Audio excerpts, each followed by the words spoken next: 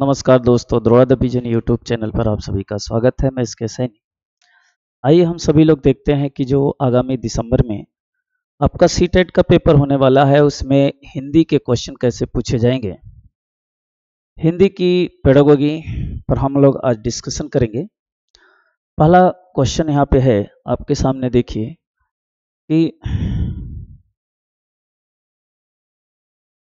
निम्नलिखित में से कौन सा सिद्धांत मातृभाषा के अधिगम के दौरान भाषा अधिगम की स्वाभाविक प्रक्रिया का मूलभूत सिद्धांत नहीं है।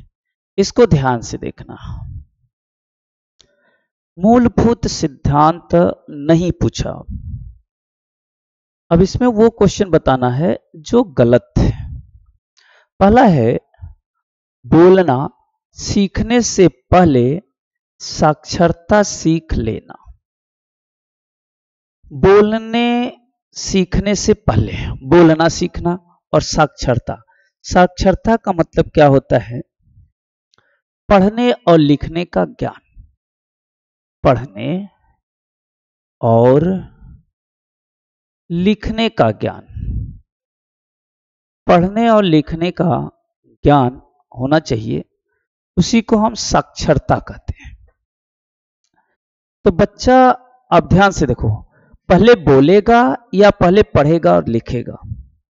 देखते हैं, सबसे पहले का बच्चा करता है कूजिंग करता है, बलबलाता है। पहले बच्चा बोलता है, तब बड़ा होगा तब आप उसको A for apple, B for boy पढ़ाते हैं।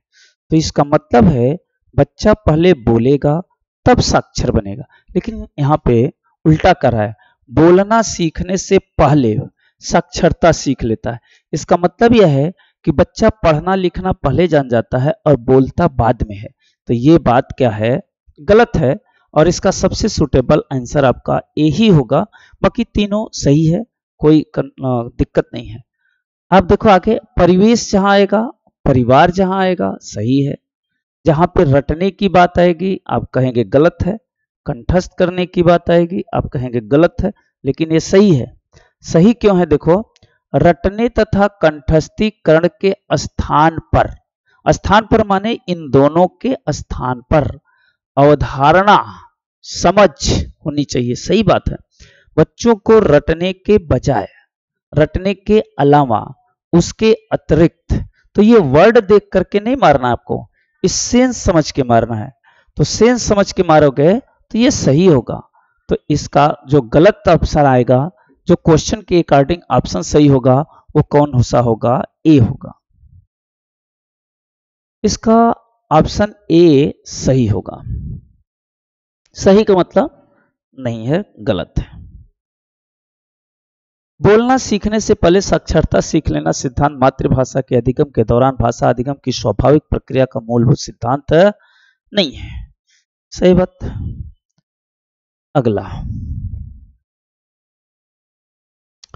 कौन सा कथन सही नहीं है? सही नहीं है का मतलब होता है गलत पूछना है। भाषा अधिगम संज्ञानात्मक गतिविधि है, सही है। संज्ञानात्मक का मतलब होता है मेंटल थिंकिंग, मानसिक चिंतन। मेंटल थिंकिंग को हम मानसिक चिंतन कहेंगे। होता है। अधिगम विकलांगता भाषा अधिगम से संबंधित नहीं है, यह भी बात है। बच्चों को उनकी अपनी गति के अनुसार काम करने देना शिक्षकों की ओर से एक बड़ी मदद है, ठीक है। अधिगम विकलांगता की शुरू में ही पहचान कर लेना परिणाम की बात करेगा, कुंजी की बात करेगा, सब गलत होगा। जिस ऑप्शन में परिणाम यानी रिजल्ट की बात करता है, हम रिजल्ट के लिए बच्चों को नहीं पढ़ाते हैं। कुंजी की बात करता है, की बात करता है, वो गलत होता। की क्या होता है, कुंजी क्या होता है? जैसे देखते हैं मैथ में आप क्या करते हैं, मैथ की एक कुंजी लाते हैं। कुंजी क्या होता है? मैथ के जो सवाल है उसके सलूशन होते हैं। तो जब सवाल के सलूशन आपको मिल गया तो आपका दिमाग तो लगा नहीं, आपने उतार दिया, छाप दिया। तो वो गलत है। आपको अपना दिमाग लगाना है, सोचना है, कुछ क्रिएटिव सोचना है जीवन में। तो ये बात जो है गलत है और हमसे नहीं पूछा ही है, तो सबसे सुटेबल इसका ऑप्शन आएगा डी। इसका ऑप्शन जो आएगा डी आएगा।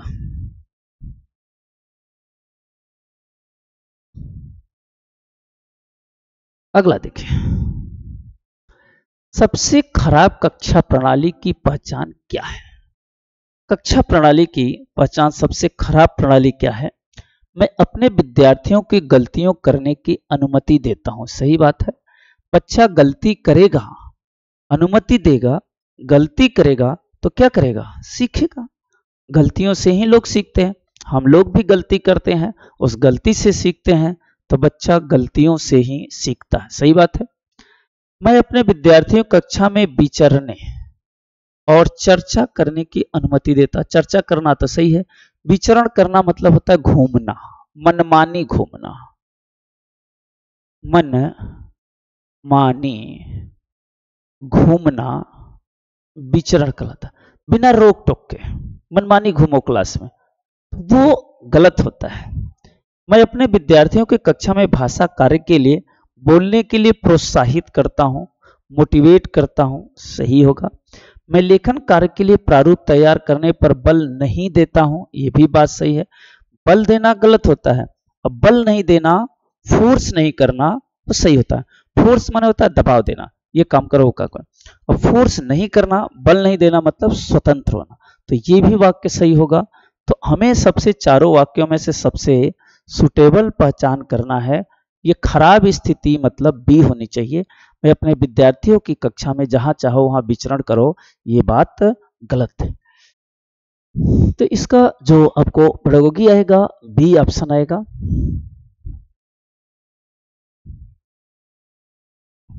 सबसे खराब कक्षा प्रणाली की पहचान करें। अच्छा, दूसरी भाषा अंग्रेजी की तुलना में प्रथम भाषा अर्जन अपेक्षाकृत आसान है। दूसरी भाषा जो हम अंग्रेजी सीखते हैं की तुलना में जो हमारी पहली भाषा है अर्जन अपेक्षाकृत आसान होती है। अब प्रथम भाषा क्या होती है? मातृभाषा होती है। मातृभाषा किसे कहते हैं? बोलचाल की भाषा कहते हैं। मातृभाषा वो भाषा होती है जो आम बोलचाल की भाषा होती है, आसानी से हम सीख लेते हैं, व्यवहार से सीख लेते हैं। तो मातृभाषा आसान ऐसा क्यों होता है? पहला बात है अंग्रेजी जटिल भाषा है, जहां पे जटिल आया गलत हो गया। हमें हमारी प्रथम भाषा में बेहतर अवसर प्राप्त होते हैं, अपना प्राप्त होते हैं। सही बात है। प्रथम भाषा भारतीय भाषा है, अंग्रेजी औपनिवेशिक भाषा है। जिस ऑप्शन में औपनिवेशिक शब्द आता है गलत होता है। प्रथम इसका सही होगा, प्रथम भाषा भारतीय भाषा है। भारतीय भाषा भी आ जाए इसका मतलब है प्रथम भाषा, इसका मतलब है मातृभाषा। भारतीय भाषा का मतलब भी होता है मातृभाषा। तो जहां पे भारतीय भाषा की बात कहेगा वो सही कहेगा। तो इस तरह से इसका जो ऑप्शन होगा उसी ऑप्शन सही होगा। क्वेश्चन नंबर अगला,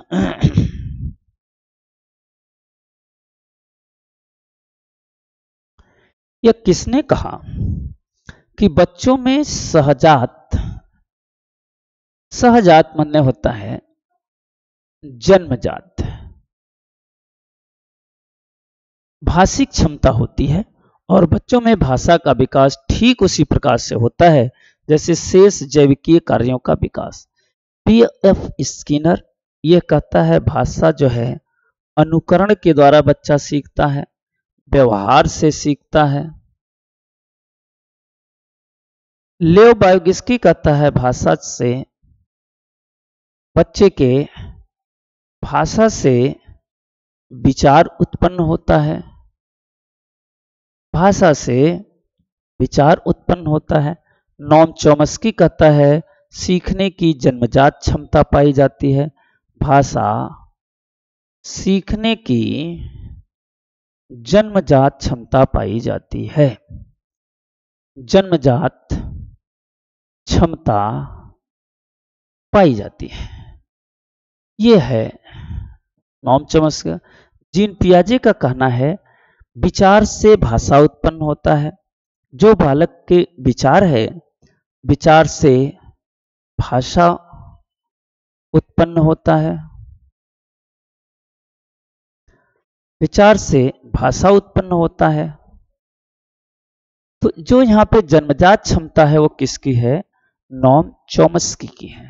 तो नॉम चॉम्स्की कहता है सीखने की क्या होती है? जन्मजात क्षमता पाई जाती है।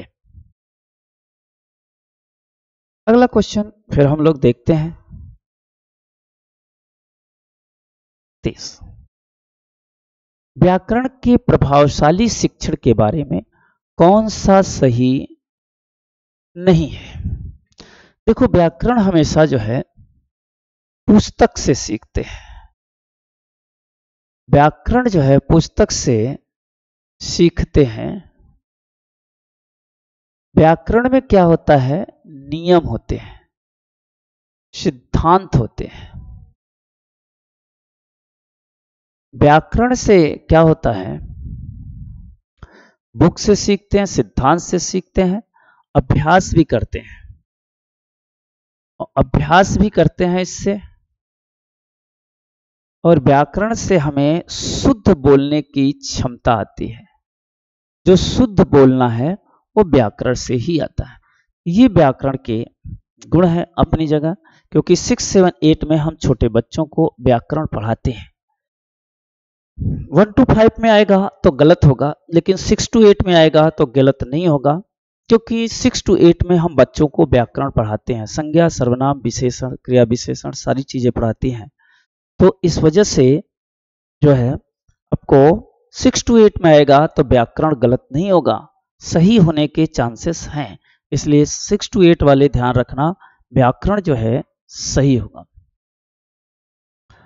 वास्तविक संवाद में नियमों का प्रस्तुतिकरण, वस्तुति नहीं करण है, प्रस्तुतिकरण मतलब प्रेजेंटेशन। जो वास्तविक संवाद है उसको नियम में कन्वर्ट करना व्याकरण कहलाता है। जो हम प्रेजेंटेशन है, नियम, कानून, संज्ञा कौन है, सर्वनाम कौन है, करने पर कर्ता आएगा, कोने पर क्रिया आएगा, कब कर्म आएगा, इस सब को हम नियम कहते हैं। ये सही है। संदर्भ में व्याकरण के प्रासंगिक नियमों को दर्शाना सही होगा। वास्तविक जीवन से जुड़े संप्रेषण के नियमों को अभ्यास करने के अवसर देना। नियमों को रटकर और ड्रिल द्वारा व्याकरण सीखना, ठीक है ना। पुस्तक से सीखते हैं, नियम से सीखते हैं। वास्तविक संवाद को नियमों की प्रस्तुतिकरण। संदर्भ में व्याकरण के प्रासंगिक नियमों को दर्शाना। सबसे सुटेबल इसका भी सही होगा, गलत होगा। क्यों? जिस कंटेंट में आप चीजों को देख रहे हैं उसको क्या है? नियम के रूप में दर्शाना। जो हम चीजें देख रहे हैं उसको नियम के रूप में दर्शाना, हर चीज को नियम के रूप में दर्शाना, ये बात सबसे गलत है। तो सबसे सुटेबल गलत हो इसका बी। डी मत मान देना कि रट करके, ये ड्रिल है, अभ्यास करके, क्योंकि व्याकरण हम ड्रिल करके, अभ्यास करके, रट के ही सीखते हैं और पुस्तक से ही सीखते हैं। तो ये सबसे सुटेबल जो है इसका आएगा बी।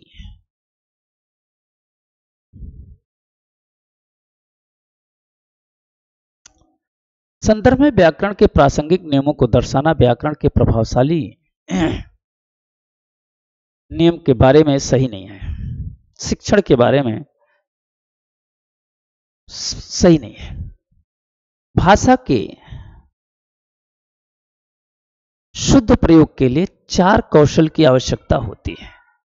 भाषा की शुद्धता के लिए, शुद्ध कौशल के लिए 4 चीजें जरूरत होती है। LSRW। व्याकरण की जरूरत नहीं होती है। भाषा को प्रेजेंट करने के लिए, सही प्रेजेंट करने के लिए LSRW होता है। पढ़ना, लिखना, बोलना और सुनना, ये 4 कौशल हैं भाषा के, जिसमें शुद्धता आती है। शुद्ध भाषा सीखने के लिए व्याकरण का ज्ञान एवं प्रयोग मुख्य आधार है। भाषा सीखने के लिए व्याकरण का क्या होता है, ज्ञान और प्रयोग मुख्य आधार है शुद्ध भाषा सीखने के लिए। लेकिन शुद्ध भाषा सीखने के लिए व्याकरण चाहिए, लेकिन शुद्धता के लिए क्या चाहिए, पढ़ना लिखना बोलना सुनना। पढ़ना लिखना बोलना सुनना ये शुद्धता के लिए है। इसका जो है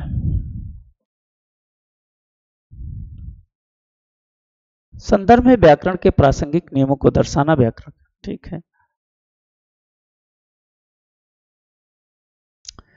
निम्नलिखित में से कौन सा भाषा शिक्षण की अवधारणा नहीं है? भाषा शिक्षण की अवधारणा नहीं है। भाषा अंतरण, ट्रांसलैंगुअल,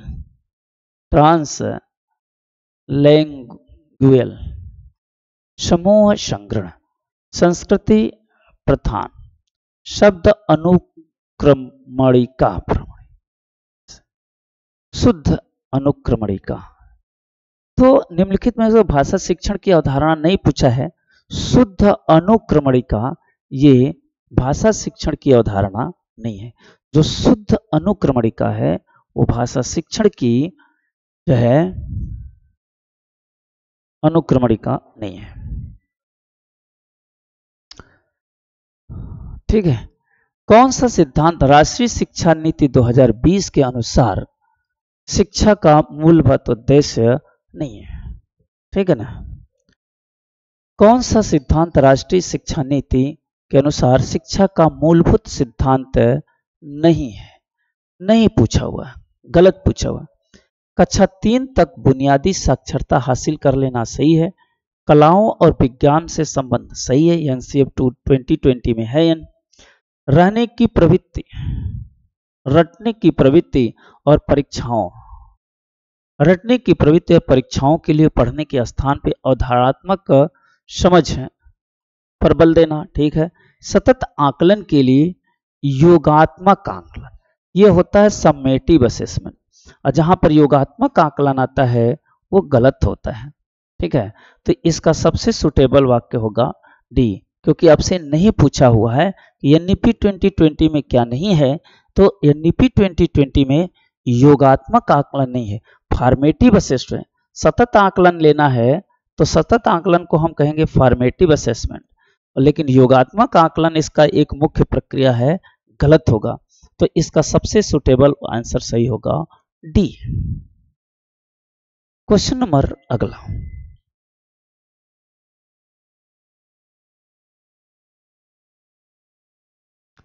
निम्नलिखित में से कौन सा कथन भाषा की कक्षा के संदर्भ में सही नहीं है?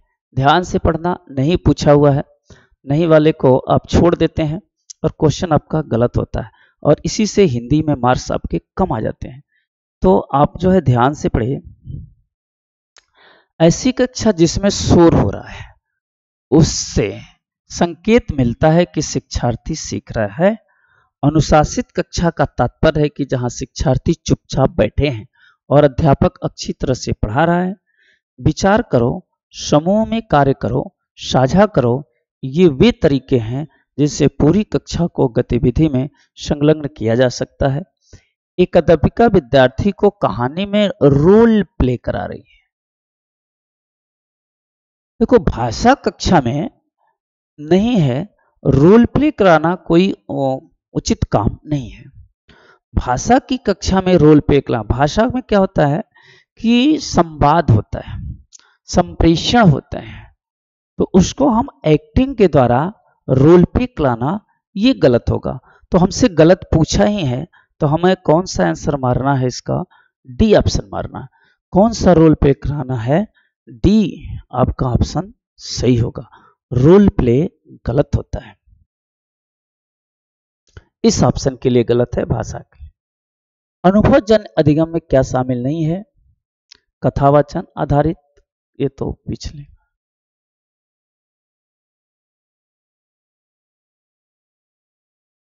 निम्नलिखित में से कौन सी युक्ति चुनौतीपूर्ण बच्चों को सहायता देने के संदर्भ में संगतपूर्ण? फिर पूछा नहीं है ना, संगतपूर्ण नहीं है। अध्यापक को कक्षा में अधिगम विकलांगता की पहचान करने के लिए अभिभावकों और सहयोगी अध्यापकों से मदद लेना चाहिए। है अधिगम विकलांगता। अधिगम विकलांगता क्या है? अक्षमता, अक्षमता है बालक में। डिसेबल है, कौन सा डिसेबल? पैर से नहीं, सीखने की डिस में। इसमें डिसलेक्सिया है, डिस्ग्राफिया है, डिसकैलकुलिया है, अफेजिया है, ये है। पहचान जितना जल्दी हो सके कर लेना चाहिए, गलत है। अध्यापक को चाहिए कि वो अधिगम विकलांगता वाले शिक्षार्थियों को उनकी गति के अनुसार कार्य करने दे और आत्मनिर्भर बनने दें। अध्यापक को विशेष आवश्यकता वाले शिक्षार्थियों को दूसरे सहपाठियों के द्वारा मदद करने के लिए निरुत्साहित करना चाहिए, हतोत्साहित करना चाहिए, हतोत्साहित करना चाहिए, हतोत्साहित करना चाहिए, डिमोटिवेट करना चाहिए, जिससे वे आत्मनिर्भर हो सके। सबसे सुटेबल यह है, हमेशा डिसेबल वाले बालक को क्या करना चाहिए? उनको दूसरे सहयोग नहीं करना चाहिए। सहयोग नहीं करेंगे तो क्या होंगे? वो आत्मनिर्भर बनेंगे, अपने ऊपर डिपेंड होंगे। जब अपने ऊपर डिपेंड होंगे तभी तो चलेंगे। एक कहानी आपको बताते हैं। एक लड़की विकलांग थी जो चल नहीं सकती थी। डॉक्टरों ने कहा कि यह जीवन में कभी चल नहीं सकती, लेकिन धीरे धीरे जब घर गई उसकी मां ने धीरे धीरे पहले चलना सिखाया, पहले उसे आत्मनिर्भर बनाया। पहले चलाती थी, फिर बीच बीच में छोड़ देती थी, पहले पैर जाती थी, फिर बीच में छोड़ देती थी, तो धीरे धीरे धीरे धीरे चलना शुरू हुआ। और एक दिन जो है ओलंपिक में गोल्ड मेडल जीत कर लाई वही लड़की जो अपने पैरों से चल नहीं सकती थी। इसलिए जब आप बैसाखी देंगे तो बैसाखी की उसकी क्या होगी? नीड पड़ेगी। हमेशा हमेशा बैसाखी की जरूरत नहीं होती, उसे आत्मनिर्भर बनने की सलाह देनी चाहिए। इसलिए इसका ऑप्शन जो सही होगा वो डी सही होगा। हमेशा आपको हेल्प नहीं करना चाहिए।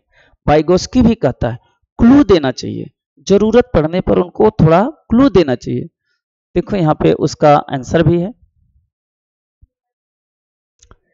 सबसे निकृष्ट, निकृष्ट माने होता है निम्न, कम।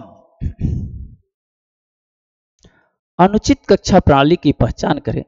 पाठ्यपुस्तक में अगला क्या लिखा है? अध्यापक उनके अनुसार योजना बनाता है। अध्यापक को प्रामाणिक पाठ्यक्रम सामग्री जैसे कुछ समाचार पत्रों से लेना चाहिए और उसका इस्तेमाल करना चाहिए। अध्यापक को कुछ अधिक विचार की जरूरत नहीं है, वह तक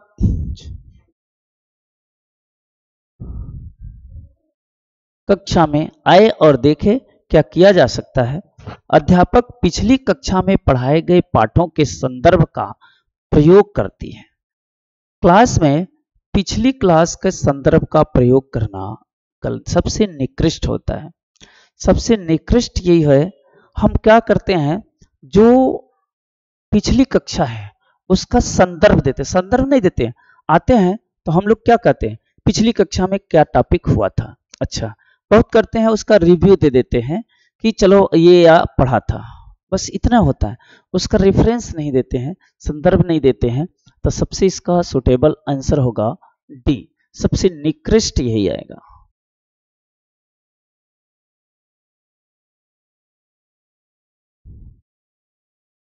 देखो यहां पे लिखा हुआ है, जब अध्यापक पिछली कक्षा में पढ़ाए गए पाठों के संदर्भ का प्रयोग करता है तो यह सबसे निकृष्ट या अनुचित कक्षा प्रणाली कही जाती है। ठीक है ना? जब पिछली कक्षा का संदर्भ देगा तो वो सबसे क्या कहला जाएगा? निकृष्ट कहला जाएगा। अगला क्वेश्चन देखें। भाषा आकलन संबंधित है शिक्षार्थियों की उपलब्धि के मापन से, कक्षा में शिक्षार्थियों की श्रेणी का पता लगाने से, उसकी संपूर्ण अथवा योगात्मक आकलन का पता लगाने से, शिक्षार्थियों की प्रवीणता का पता लगाने। देखो भाषा आकलन जो है संबंधित है उसकी शिक्षार्थियों की प्रवीणता माने कौशल का पता लगाना, प्रवीणता माने कौशल का पता लगाना। उपलब्धि जहां पे आएगा वो गलत होगा। विद्यार्थियों में जहां श्रेणी आएगा, अंक आएगा, ग्रेड आएगा, वो गलत होगा।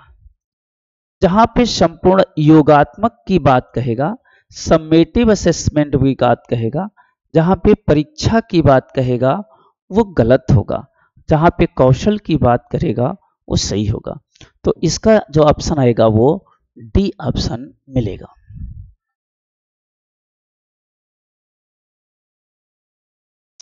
भाषा आकलन शिक्षार्थियों की भाषा प्रवीणता का मापन करता है। भाषा कक्षा में आकलन का उद्देश्य निदानात्मक होता है। भाषा आकलन का क्या पर्पज है? डायग्नोसिस करना। डायग्नोसिस का मतलब क्या होता है कि बच्चों की गलतियों का पता लगाना, यही डायग्नोसिस है। अर्थात शिक्षण अधिगम कार्यक्रम में सुधार करना, तो छात्रों के अध्यापकों के पृष्ठपोषण प्रदान करना और छात्रों की अधिगम संबंधित कठिनाइयों को ज्ञात करना चाहिए। अतः स्पष्ट है कि भाषा आकलन शिक्षार्थियों के भाषा प्रवीणता का मापन करता है। लास्ट क्वेश्चन देखते हैं। पाठ योजना बनाते समय कौन सी बात ध्यान में नहीं रखनी चाहिए? अगर हमें लेसन प्लान बनाना है, ये टीचर से रिलेटेड है। लेसन प्लान कौन बनाएगा? टीचर बनाएगा। और अगर टीचर लेसन प्लान बनाता है तो उसमें क्या ध्यान रखना चाहिए? विद्यार्थियों की सीखने की गति, आपके पाठ के दिन का समय, गतिविधियों का क्रम, अनुच्छेद के बारे में अभिभावकों की पसंद। सबसे जो है गतिविधियों का क्रम, जो ये ऑर्डर है वो ध्यान नहीं रखना चाहिए। इसका सबसे सुटेबल आंसर आएगा सी। जो ऑर्डर है, जो क्रम है वो ध्यान नहीं रखना चाहिए, बल्कि हमें बालक को सिखाने पर ध्यान देना चाहिए, न कि उसका ऑर्डर पर ध्यान देना चाहिए।